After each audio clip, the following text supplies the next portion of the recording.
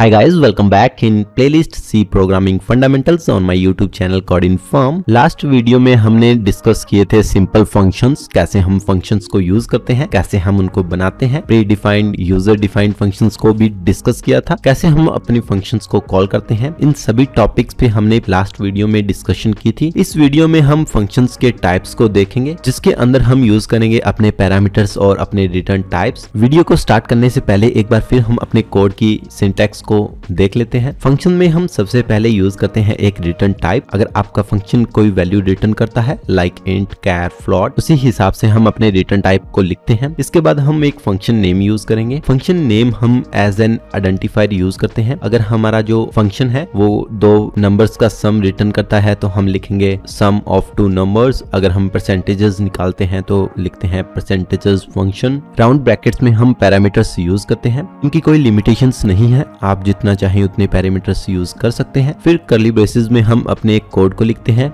और अगर हमारा फंक्शन कोई वैल्यू रिटर्न करता है तो उस वैल्यू को हम अपने रिटर्न वैल्यू में रिटर्न करवाते हैं विद रिटर्न कीवर्ड। अब हम देखेंगे कि हमारे फंक्शंस के कितने टाइप बन सकते हैं। तो पहला टाइप है functions with parameters and return type, जिसके अंदर हमारे फंक्शन में पैरामीटर भी होंगे और रिटर्न टाइप भी होंगे। इसके बाद हमारे फंक्शंस जिनमें पैरामीटर्स नहीं होंगे लेकिन उनमें रिटर्न टाइप होगा। जो थर्ड है वो है parameters with no return type. इसमें पैरामीटर होंगे लेकिन कोई भी रिटर्न वैल्यू नहीं आएगी। और जो हमारे लास्ट है वो है नो पैरामीटर्स और नो रिटर्न वैल्यू, यानी कि हमारे फंक्शन में ना ही तो पैरामीटर होंगे और ना ही कोई वैल्यू रिटर्न होगी। तो इन सभी की एक एक एग्जाम्पल करेंगे हम अपने VS कोड में। तो चलिए चलते हैं अपने VS कोड में। लेट्स सपोज मेरे पास दो नंबर्स हैं और उनका मैंने एडिशन परफॉर्म करना है।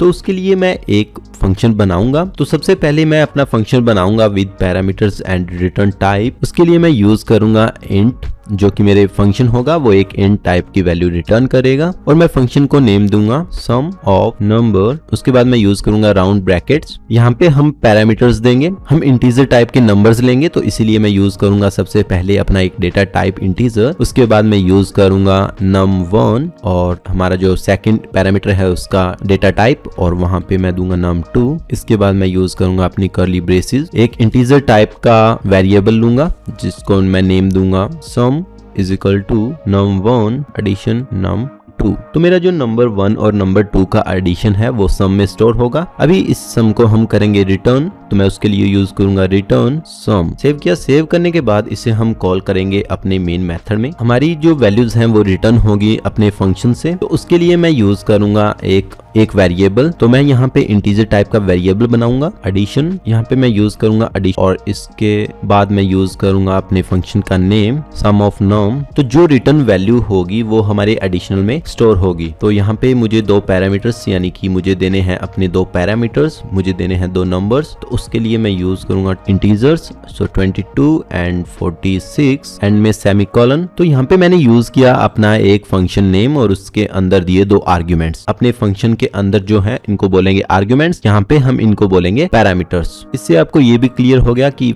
हम पैरामीटर्स किसको कहते हैं और आर्ग्यूमेंट किसको कहते हैं। तो हमारे आर्ग्यूमेंट्स हमने दे दिए हैं। ये आर्ग्यूमेंट स्टोर होंगे हमारे num1 में, लाइक 22 स्टोर होगा हमारे num1 में, 46 स्टोर होगा हमारे num2 में और इसके बाद हमारा num1 प्लस num2 है उसका एडिशन स्टोर होगा सम में। और जो हमारा सम है वो रिटर्न होगा और रिटर्न होने के बाद ये इंटीजर टाइप में रिटर्न हुआ है, इसको हम अपने एडिशनल में स्टोर करवाएंगे। अभी एडिशनल में हमारा एक सम है जो कि नंबर 1 और नंबर 2 का है, उसको प्रिंट करवाते हैं। तो मैं यूज करूंगा printf एडिशन इज, सेव करूंगा। सेव करने के बाद इसे करेंगे हम रन करने पे हमारा आउटपुट मिला हमें 68, जो कि इन दोनों का सम है। और मैंने इसको अपने फंक्शन की हेल्प से, जिसमें मैंने पैरामीटर्स और रिटर्न वैल्यू दोनों दी हैं, उसी के बिहाफ पे मुझे अपना आउटपुट मिला है। तो इस तरह से हम अपने पैरामीटर्स और रिटर्न टाइप के फंक्शंस को बनाते हैं। तो चलिए दूसरा फंक्शन हम देखते हैं। इसमें मैं सेम फंक्शन को कॉपी करूंगा लेकिन इस बार हम इसमें कोई भी पैरामीटर नहीं देंगे और हम सम में डायरेक्ट वैल्यू स्टोर करेंगे जो कि 22 प्लस 48 होगी और ये डायरेक्ट वैल्यू स्टोर होगी सम में और यहाँ से सम रिटर्न होगा। और इसको मैं नेम देता हूँ सम ऑफ num1। इसके लिए मैं एक और वेरिएबल यूज करूंगा जो कि होगा addition1। addition1 में मैं स्टोर करूंगा सम ऑफ num1। तो इसमें हमें पैरामीटर्स नहीं देने क्योंकि इस बार हम यूज कर रहे हैं no parameter but return value. और यहाँ पे मैं प्रिंट करूंगा अपने addition1 को। सेव करूंगा। सेव करने के बाद इसे करेंगे हम रन और इसने हमें आउटपुट दिया जो कि है 70, 22 plus 48 is equal to 70। Next है हमारा with parameters and no return type. तो यहाँ पे हम कोई भी रिटर्न टाइप नहीं देंगे, तो मैं यूज करूंगा void। इस बार जो मैंने स्टेटमेंट प्रिंट करवानी है वो मैं अपने फंक्शन के अंदर ही प्रिंट करवाऊंगा। लेट्स मैं प्रिंट कराता हूँ printf addition is, और यहाँ पे मैं प्रिंट करवाऊंगा अपने सम को। सेव करूंगा, इसके बाद मैं जाऊंगा अपने मेन मेथड में और यहाँ पे कॉल करूंगा मैं अपने sum of num2 को यहाँ पे कॉल करूंगा और इसमें मैं 2 आर्ग्यूमेंट्स दूंगा। First is 33 and the another one is 66। Save करने के बाद इसे रन करूंगा और रन करने पे हमें हमारा 99 मिलेगा, जो कि एक करेक्ट आंसर है। और इसी तरह से हम अपने विद पैरामीटर और नो रिटर्न टाइप के फंक्शंस को कवर किया है। जो हमारा लास्ट है no parameter no return type, तो उसके लिए मैं यूज करूंगा अपने फंक्शन को। इसे नेम दूंगा मैं sum of num3 और इसमें हम ना ही तो पैरामीटर्स देंगे और ना ही रिटर्न वैल्यूज। सो मैं अपने सम में स्टोर करवाता हूँ रैंडम वैल्यूज।